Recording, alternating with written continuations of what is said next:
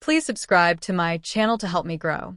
The moment her message flashed across my screen, a cold jolt shot through my chest so sharply I had to steady myself against a counter.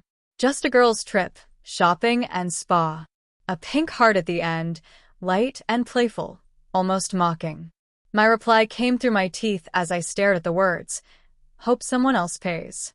I meant it as a joke, but my stomach twisted in a way jokes shouldn't cause. The kitchen was too quiet. The hum of the refrigerator suddenly felt louder, heavier, as though something inside me already knew the truth, trying to claw its way out. For months, something had felt off, subtle, quiet wrongness. Not enough to point at, but enough to haunt me. The way she angled her phone away. The new perfume, she said a coworker recommended. The extra care with her appearance when she went out with the girls. I told myself I was overthinking. I loved her. I trusted her. Or maybe I trusted who she used to be. The phone buzzed again. But it wasn't her. It was a message meant for her. From an unsaved number. A photo first, her legs draped across a hotel bed I'd never seen, a man's hand resting on her calf. The second message followed. Can't wait for tonight. Your husband still thinks you're at the spa? My throat closed. I couldn't breathe. Couldn't think. Could only stare. For a moment my mind tried to protect itself, throwing out excuses.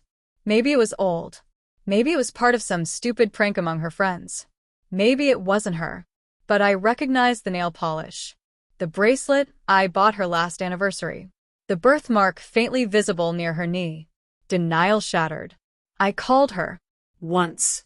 Twice. It rang. Then went straight to voicemail.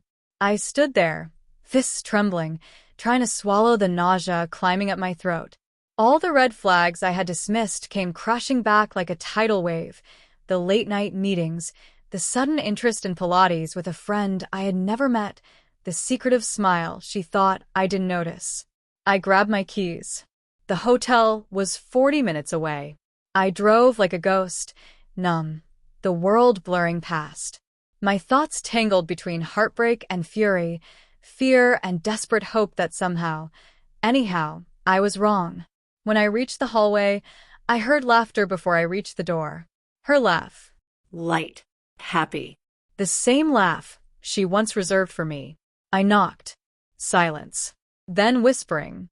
The door cracked open just enough for her face to appear, flushed, startled, mascara smudged like she'd been crying or kissing.